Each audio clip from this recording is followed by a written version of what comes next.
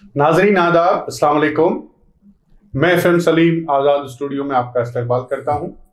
पेश है ख़ास प्रोग्राम बोल के लब आज़ाद हैं तेरे। इस प्रोग्राम में हम सहाफ़त के सितारों को आपके रूबरू कराते हैं। सहाफ़त को जमहूरियत का चौथा सतून माना जाता है। ये आवाम को बाशऊर करने के लिए एक मुसलसिल जद्दोजहद का काम है और सहाफ़ी अपनी बड़ी बड़ी कुर्बानियाँ देकर भी ये काम करते हैं। आज हमारे साथ स्टूडियो में मौजूद हैं जनाब मोहम्मद रियाज अहमद साहब। मैं आपका इस्तकबाल करता हूँ। अस्सलाम वालेकुम। वालेकुम अस्सलाम। अस्सलाम वालेकुम। दोस्तों, मोहम्मद रियाज अहमद साहब ने अपनी सहाफ़त की इब्तिदा भारत न्यूज़ से की और उसके बाद रहनुमाए दक्कन में भी आप अपनी तख्लीक़ात शाये हुई हैं और उसके बाद भारत न्यूज़ के बाद अपने दौर के बड़े अखबार रोज़नामा मुनसिफ में भी लंबे अरसे तक काम किया और इन दिनों वो सियासत रोज़नामा सियासत अखबार और टीवी के लिए काम कर रहे हैं। हैदराबाद में उर्दू सहाफ़त में आपका नुमाया रोल है। कई तरह के प्रोग्राम नाजरीन के सामने पेश होते हैं, चाहे वो आमने सामने हो या फिर ख़वानीन के जो मुशावरती प्रोग्राम है वो हों। मुख्तलिफ लोगों से मुलाकात आप करवाते हैं टेलीविज़न पे, तो एक इस तरह से टेलीविज़न और अखबार का बड़ा नाम है।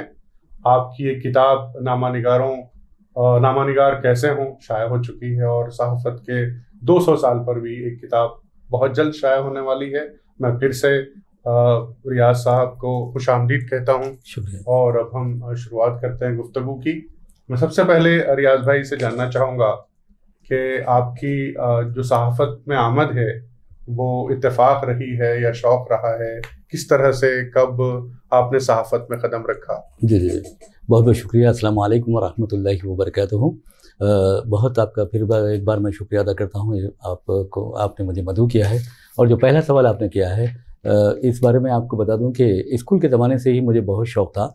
जब मैं 7th क्लास में था तो इंटर स्टेट ऐसे राइटिंग और एलोकेशन मुकाबले यानी तहरीरी और तकरीरी मुकाबले हुआ करते थे, तो हर मुकाबले में मैं जाया करता था।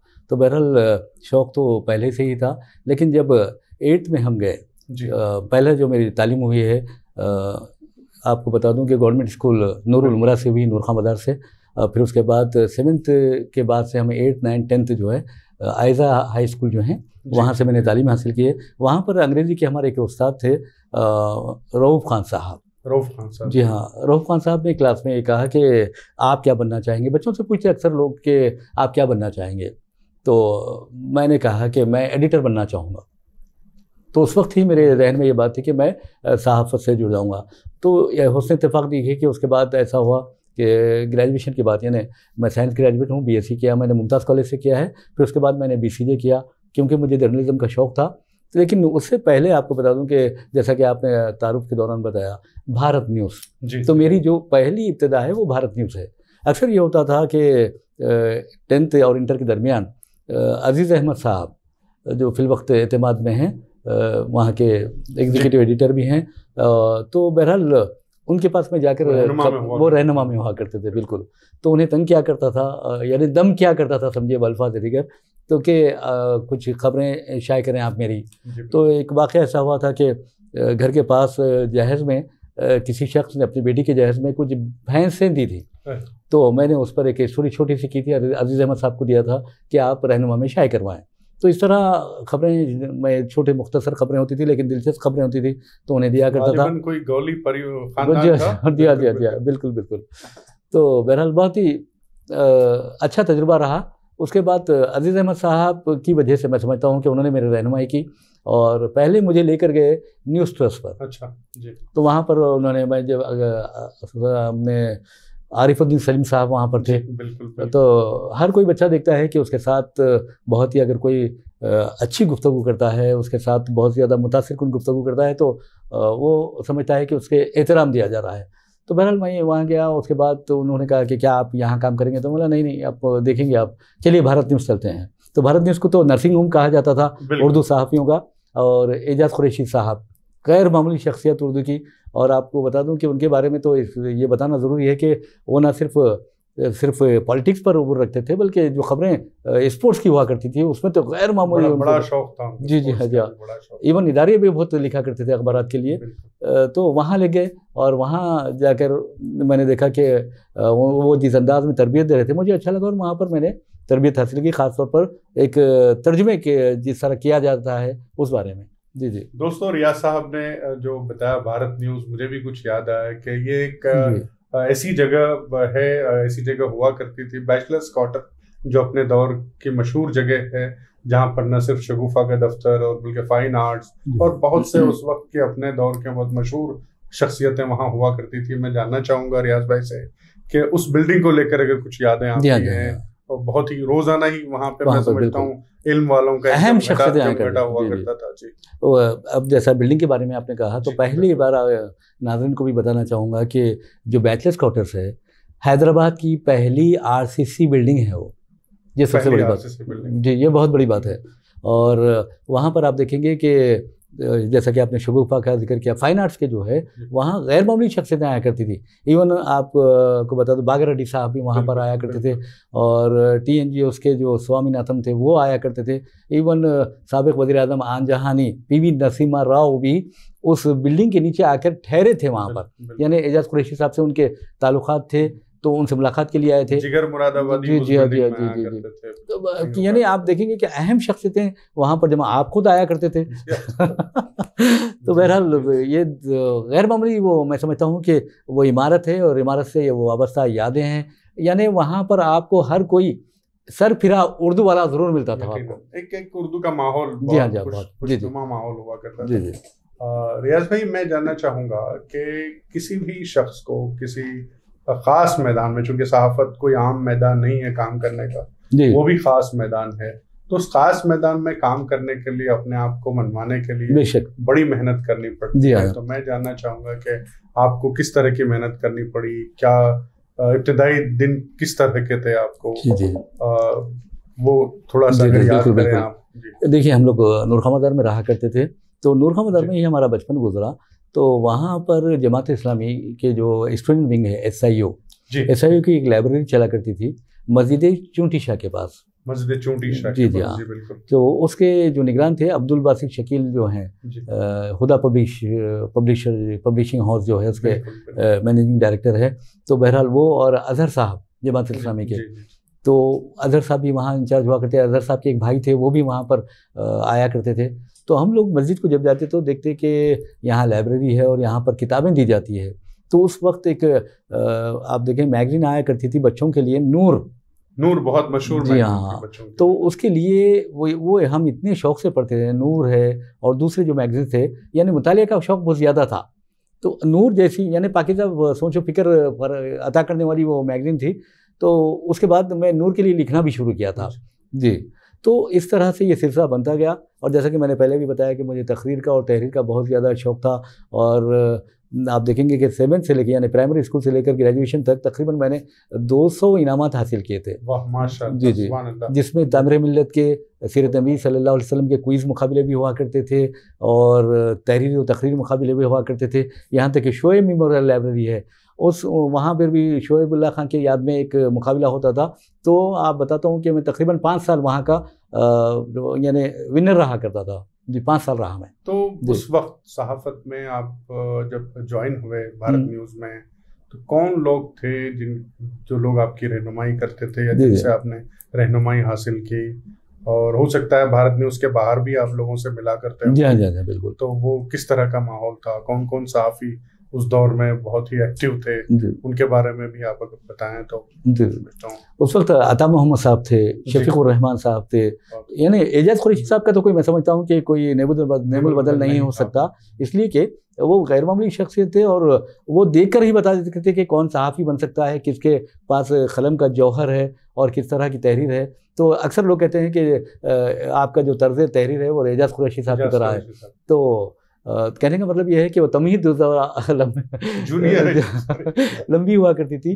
तो बहरहाल बहुत ही अच्छा रहता था वहाँ का तजुर्बा। उसके बाद आप देखें कि बशीर साहब जो मुंसिफ के रिपोर्टर हैं, वो भी हमारे पास ही थे। तो बशीर साहब से बहुत ज़्यादा क़ुर्बत थी मेरी। वहाँ पर आया करते थे। और अता भाई जी ब्यूरो चीफ थे मुंसिफ के।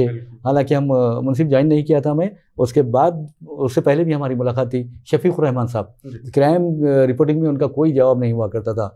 जब्बार सिद्दीकी साहब सियासत के थे, M.A. माजिद साहब और हाशमी साहब जो नलगुंडे से ताल्लुक़ रखते थे, लेकिन फिर उन्हें सियासत में बतौर रिपोर्टर तैनात किया गया या मुकर्रर किया गया, बाद में ब्यूरो चीफ भी रहे।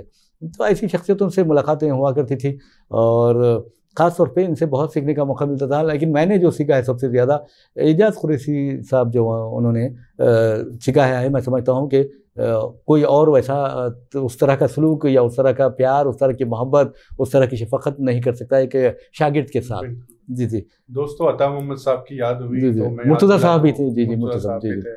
अता मोहम्मद साहब का एक बहुत मशहूर कॉलम हुआ करता था, तमाशा मेरे आगे। जी हाँ। और अपने दौर की जो अपने दौर के मसाइल हुआ करते थे वो इतनी खूबसूरती से तहरीर किया करते थे उनके बारे में कि लोग पढ़ के एक तरफ तो मतलब उर्दू के कलमकार के तौर पे और सहाफ़ी के तौर पे उनका जो रोल था या उनकी जो अहमियत थी हम उसको कभी भूल नहीं सकते। बिल्कुल बिल्कुल। और मैं रियाज भाई से एक और सवाल आगे करना चाहूँगा कि कोई भी पेशे में किसी भी पेशे में जब हम कोई खुसूसी काम करने लगते हैं तो जिंदगी में कुछ यादें ऐसी होती हैं, जैसे पहली तनख्वाह या पहली आमदनी को हम भूल नहीं सकते। तो मैं एक सहाफ़ी की जिंदगी में तो आमतौर पे आमदनी तनख्वाह कोई अहमियत नहीं रखती, फिर भी जानना चाहूंगा कि आपको कुछ याद है कि कुछ पहली तनख्वाह कुछ कितनी मिली थी या पहली आमदनी क्या थी, उसके बारे में? बिल्कुल बिल्कुल। वो उससे पहले मैं आपको बताऊंगा कि जहाँ तक सहाफ़त का सवाल है, सहाफ़त में यानी सहाफ़ती शुबे में मेरे आने का एक ज़रिया जो थे कोई भी एक शख्सियत ऐसी होती है जो मुतासिर करती है। तो मुझे एक शख्सियत ने मुतासिर किया था और वो शख्सियत थी आनजानी विनोद दुआ। अच्छा, विनोद दुआ। तो विनोद दुआ का जब हम प्रोग्राम्स देखा करते थे तो एक प्रोग्राम मुझे अच्छी तरह याद है कि राम जेठमलानी, आप देखेंगे किस तरह के वो वकील थे, बहुत ही मुमताज़ वकील थे, एक अच्छे दानिश्वर आप कह सकते हैं वो, और वो मुसलमानों के बारे में जो ख्यालात रखते थे वो भी आप अच्छी तरह जानते हैं। तो बहरहाल राम जेठमलानी का इंटरव्यू ले रहे थे विनोद दुआ, और विनोद दुआ ने वाज़ेह तौर पर कई ऐसे सवालात किए कि, और मुझे अच्छी तरह याद है उनके अल्फाज राम जेठमलानी के, कि अगर तुम जज होते तो हम कोई केस जीत नहीं सकते। तो इस तरह के सवालात करते थे। तो वो उससे बहुत ज़्यादा मुतासिर हुआ और मुझे भी शौक़ हुआ कि क्यों ना हम सहाफ़त में जाएं, ये भी एक वजह है। बिल्कुल, और जैसे किसको भी सवाल कर सकता है। जी हाँ, और बहुत ही प्यारे सवालात जी, यानी आप सवालात में से यानी अगर आपका जो मद्दे मुकाबिल है वो जवाब नहीं भी दे पा रहा है तो ऐसे सवालात किए जाते थे कि वो उसका जवाब देकर ही रहता था।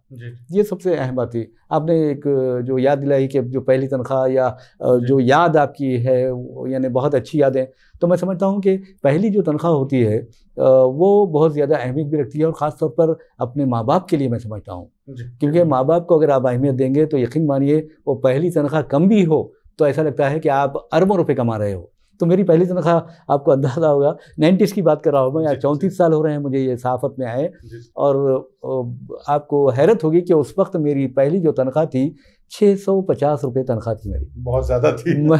महमूद अंसारी साहब मुंसिफ, और उसके बाद अब आबिद अब्दुल वासे आए जो आप PRO की ऐसी खिदमत अंजाम दे चुके हैं, मानो कि अब ट्रांसलेशन डिपार्टमेंट में है वो। तो वो ऑल इंडिया रेडियो से आए। अकबर अली खान एहसन वो फिर आए, यानी मेरे जाने के बाद पहले वासे गए, उसके बाद मैं गया, फिर उसके बाद अकबर अली खान एहसन आए और शफ़ी क़ादरी फिर उसके बाद आए। तो बहरहाल 650 की जो तनख्वाह थी तो मैंने कहा कि सर 50 रुपये तो बढ़ा दीजिए। तो इस तरह होते रहते हैं। जी जी। तो वो मुस्कुराते थे। और महमूद अंसारी साहब का एक बात आपको बता दूं कि बहुत खुश मिजाज थे और हौसला अफजाई बहुत अच्छी करते थे। आपको बता दूं कि जब मैं भारत न्यूज़ से गया, सिर्फ मैं समझता हूं कि 15 दिन में मुझे लोकल पेज देखने के लिए जिम्मेदारी दे दी गई, लास्ट पेज। रियाज भाई, मैं आपको उस वक्त के लिए मुबारकबाद देता हूं कि मैं जानता हूं वो एक ऐसा दौर था जब परमानेंट अखबार में मुलाजमत के लिए किसी का अगर सिलेक्शन होता है तो ये माना जाता है, सर्टिफिकेट माना जाता था कि अब ये मुस्तकबिल का जो है वो सहाफ़ी है। जी जी। और कुछ नुमाया, और ये वो उस दौर के लोग थे जो बहुत ही ऐसी निगाह रखते थे जैसे हीरों को तलाश करने वाली निगाह है। और उन्होंने, मैं जो है अंसारी साहब को का शुक्रिया अदा करूंगा कि उन्होंने आपका सिलेक्शन किया और एक सहाफत को एक सितारा दिया। उनके बारे में एक अच्छी बात मैं बताता हूँ, एक वाकया है ये, यानी सेंस ऑफ ह्यूमर देखिए उनका, अब हिस्से मिजाह जिसे कहते हैं वो देखिए। एक मरतबा हम लोग अक्सर रात में उनके साथ ही खाना खाता था मैं, तो फिर यानी इशाया जो होता था उन्हीं के साथ होता था।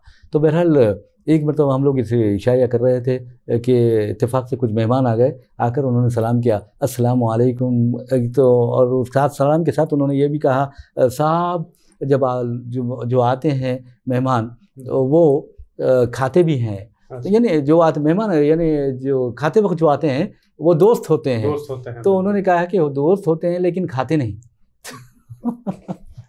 जी जी, तो बहुत ही यानी उनका सेंस ऑफ ह्यूमर बहुत ज़्यादा था। जी जी।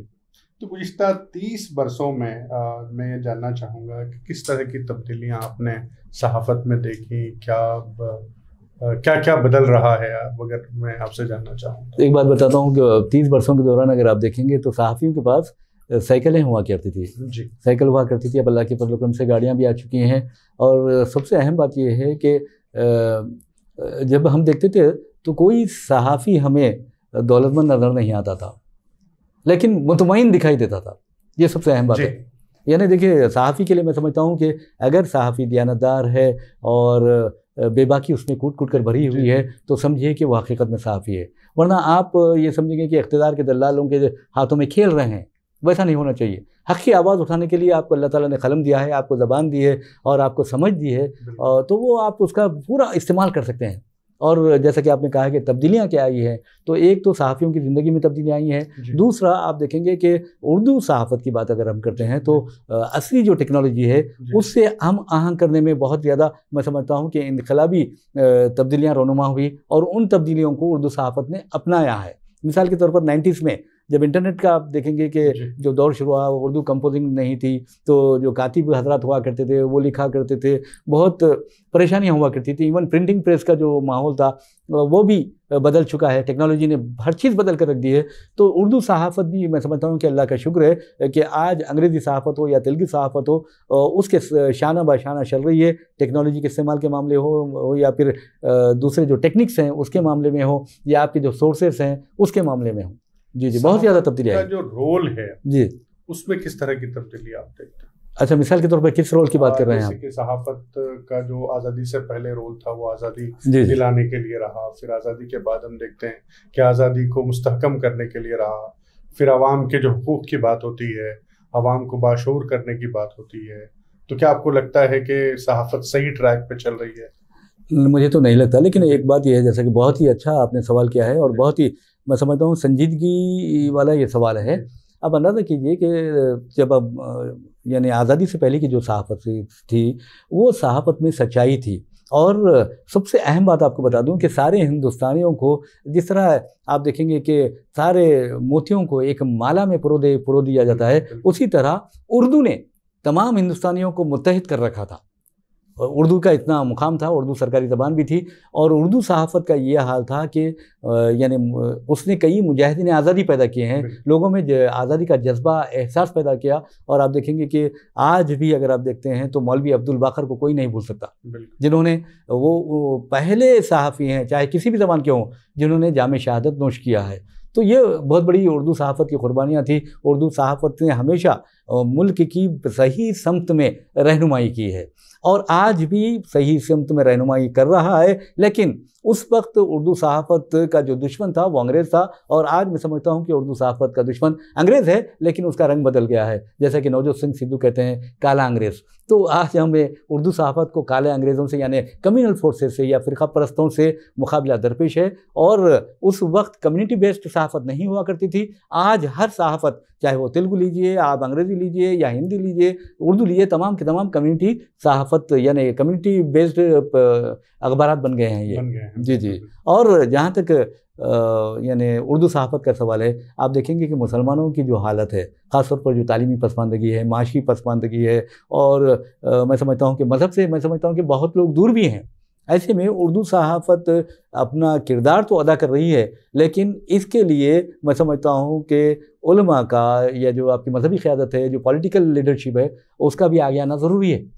याद भाई, जैसा कि आपने कहा कि उर्दू सहाफ़त के कभी अंग्रेज़ दुश्मन हुआ करते थे और आज काले अंग्रेज़ हैं दूसरी एक जो शिकायत खास तौर पे रीडर कम्युनिटी की है, मैं किसी मजहब से नहीं जोड़ूंगा उसको, कि उर्दू पढ़ने वालों की तादाद दिन ब दिन कम होती जा रही है। तो इन हालात में जब उर्दू पढ़ने वालों की तादाद कम होगी तो लाजमी बात है अखबार की रसाई भी कम होगी, अखबार की पब्लिकेशन कम होगी, और फिर उसके बाद हालांकि टेलीविज़न और सोशल मीडिया एक डिफरेंट मीडियम है, वहाँ पढ़ने और लिखने से कोई ताल्लुक नहीं रहता, फिर भी पढ़े लिखे जो पढ़ा लिखा जो समाज है, पढ़ी लिखी जो सोसाइटी है, उसका जो रोल है वो बिल्कुल अलग होगा। वो बुनियादी तौर पे जो भी इस्तिलाहात होंगी उसमें प्रिंटिंग जो वाला मामला है या शाये होने वाली जो चीज़ है या तहरीरी तौर पे आने वाली चीज़, उसकी अहमियत से इनकार नहीं किया जा सकता। तो ऐसे में आप किस तरह से ये कहेंगे कि भाई उर्दू सहाफ़त का मुस्तकबिल रोशन है, या उर्दू किस तरह से रोशन है या नहीं है, आप क्या समझते हैं?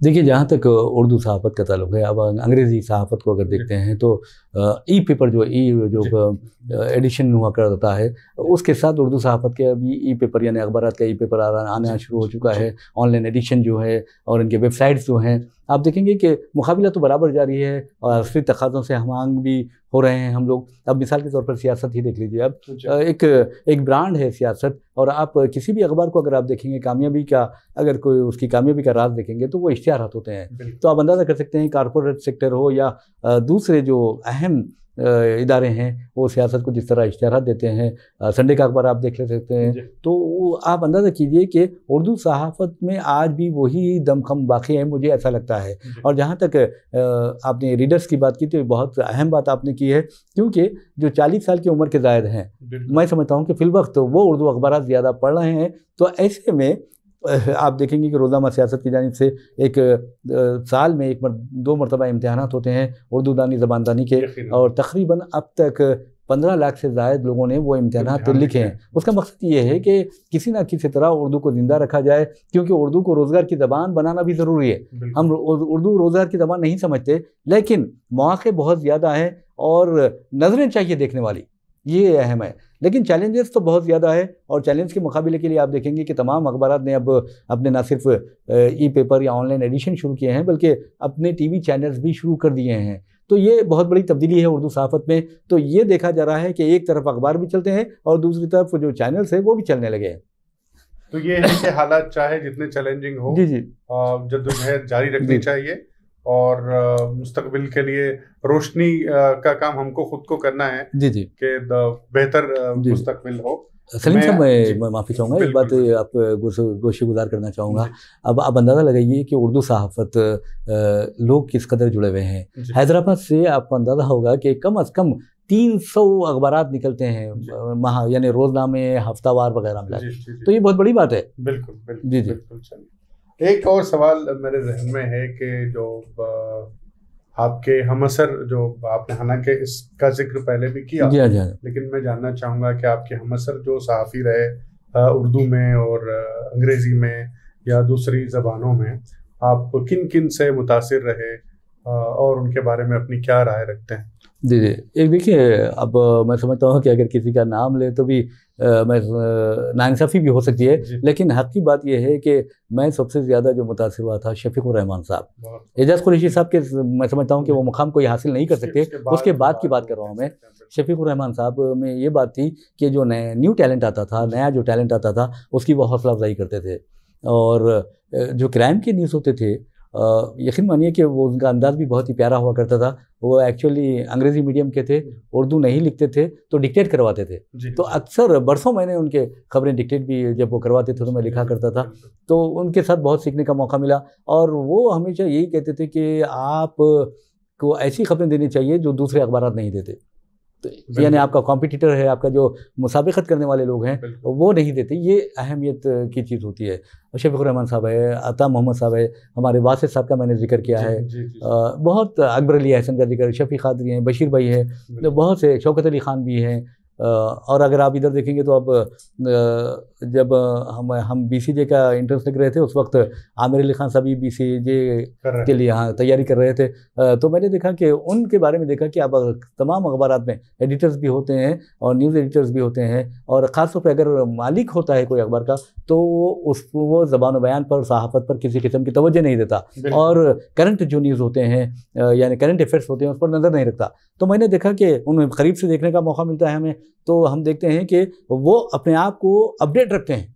तो उर्दू सहाफ़ी चाहे वो एडिटर ही क्यों ना हो, चाहे आप न्यूज़ एडिटर के क्यों ना हो, रिपोर्टर ही क्यों ना हो, अब खुद को अपडेट रखना चाहिए, ये बहुत अहम बात है। और एक बात जी और एक बात आपको मैं बता दूं कि जहाँ तक उर्दू सहाफ़ियों का सवाल है, अगर आप कामयाबी चाहते हैं तो उसके लिए सबसे अहम बात यह है कि आपको मल्टीलिंगुअल होना चाहिए, यानी माहिर लिसानियात होना चाहिए, तमाम कम से कम 2-3 ज़बानों में तो आपको उबूर होना चाहिए, तब कहीं जाकर अच्छे सहाफ़ी बन सकते हैं। और अहम बात, सबसे अहम बात यह है आपका जो मुतालिया है वो बहुत ज़्यादा वसी होना चाहिए।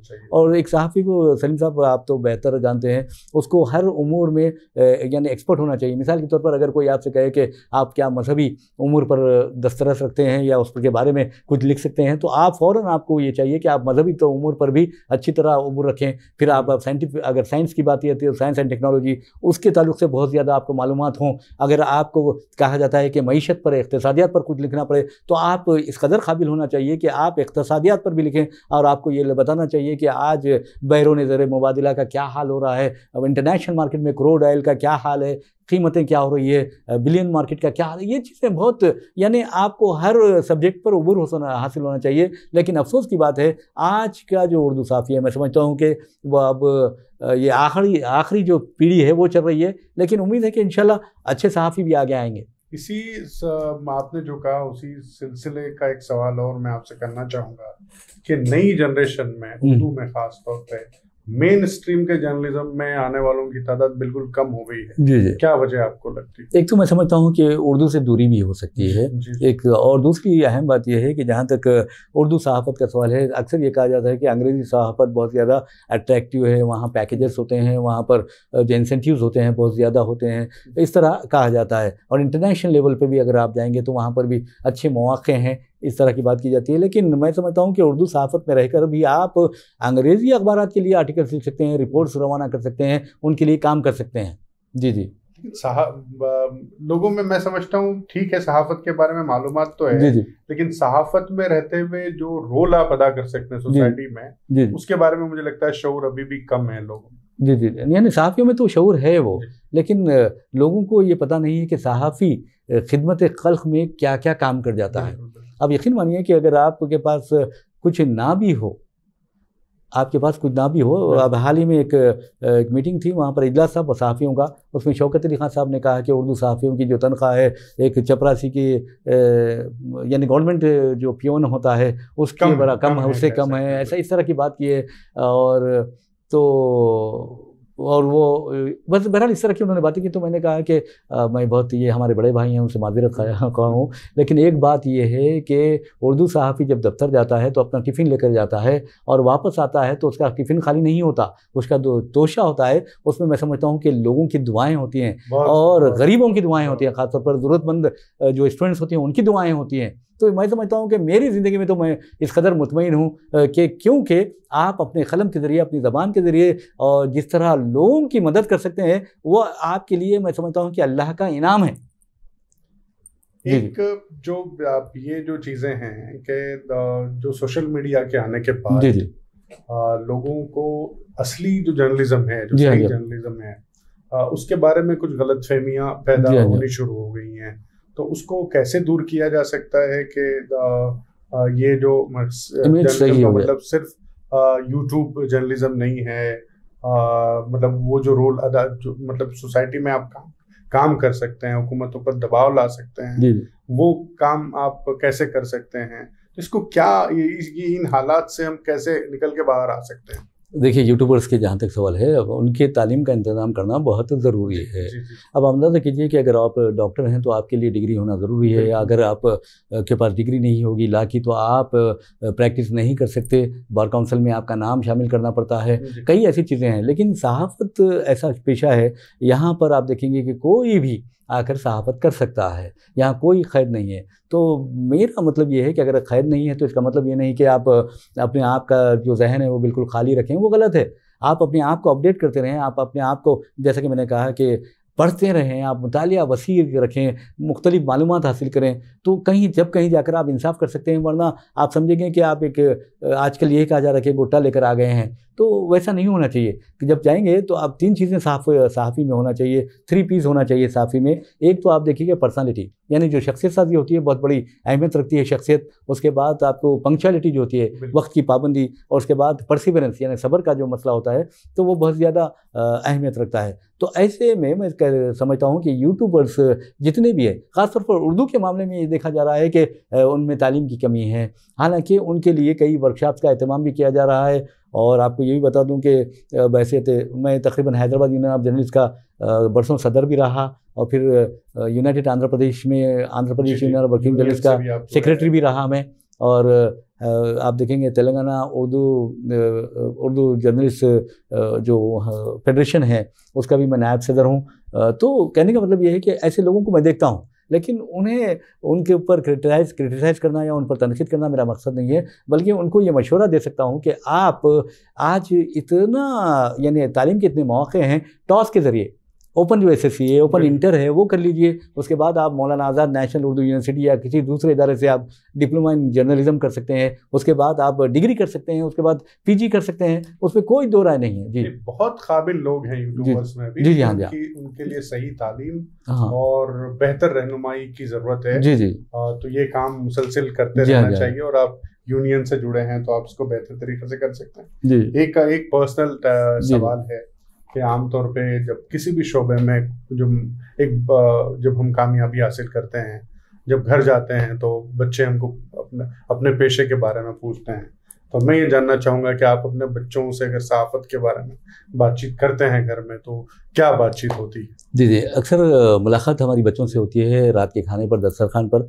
तो बच्चे पहले उनका ये सवाल होता है कि अब्बा जी आपने आज क्या अच्छा काम किया है, किसकी मदद की है। तो ये सवाल हमारे बच्चे पहले करते हैं, और ये सबसे अहम बात है। और एक बात बहुत अहम बताऊंगा मैं, जैसे कि मैंने कहा कि एजाज़ कुरैशी साहब का जो मुकाम है वो तो अपनी जगह है, लेकिन मेरी हौसला अफजाई में बहुत ज़्यादा अहम किरदार, मैंने शफीकुर रहमान साहब के भी नाम लिया, तो अहम शख्सियतें। और जब मैं मुंसिफ से वापस रहा, तकरीबन उसका एसोसिएट एडिटर भी था, तो वहाँ से जब मैं निकला और सियासत में आया, तो मैं आपको बता दूँ कि जाहिद अली खान साहब ने मेरी बहुत ज़्यादा हौसला अफजाई की। मुझसे मज़ामीन जो जिस अंदाज़ में लिखा है, उन्होंने खुद टॉपिक्स ऐसे देते थे कि इस पर लिखो आप, तो वो एक। और ज़हीरुद्दीन खान साहब जो हैं, ज़हीर साहब, वो तो गैर मामूली मेरी हौसला अफजाई करते रहे। यहाँ तक कि आमिर अली खान साहब, जैसा कि मैंने कहा कि वो ख़ुद को भी अपडेट रखते हैं और दूसरों को भी अपडेट रखने की कोशिश करते हैं कि जब न्यूज़ पेश की जाती है तो अपने आप को अपडेट रखो। वो आमिर अली खान साहब की एक बात है कि वो बॉस होते हुए भी बॉस की तरह नहीं, बल्कि एक दोस्त की तरह बर्ताव करते हैं। ये सबसे अहम बात होती है। और फिर मैं आता हूँ आपके सवाल की तरफ। वो ये है कि जब बच्चों से मैं बात करता हूँ तो मेरे बच्चे यही कहते हैं कि आपने अच्छा क्या काम किया है आज। तो मैं ये कहता हूँ कि फ़लाँ स्टोरी मैंने लिखा है, एक गरीब लड़की के बारे में, एक गरीब ख़ानदान के बारे में, एक ज़रूरतमंद स्टूडेंट के बारे में, एक मरीज़ के बारे में, तो वो लोग बहुत खुश हो जाते हैं। बहुत बहुत शुक्रिया रियाज भाई। दो बातें जो इससे निकल कर आई अभी के जवाब से, सवालात तो बहुत हैं, जवाबात भी होंगे, लेकिन हमारा वक्त हो चला है। जी हाँ, इंशाल्लाह हम फिर किसी और दिन मुलाकात करेंगे। हर किसी की ज़िंदगी में जो कोई काम करता है तो घर जाते वक्त इस बात का ख्याल ज़रूर रहना चाहिए कि बच्चे अगर किसी अच्छे काम के बारे में पूछें तो उसका जवाब हमारे पास हो। बहुत बहुत शुक्रिया रियाज भाई, आप आए और हमारे लिए वक्त निकाला। दोस्तों, इंशाल्लाह अगली बार इस प्रोग्राम में फिर एक नए सहाफ़ी के साथ हम हाजिर होंगे। खुदा हाफिज़। अल्लाह हाफिज़। शुक्रिया।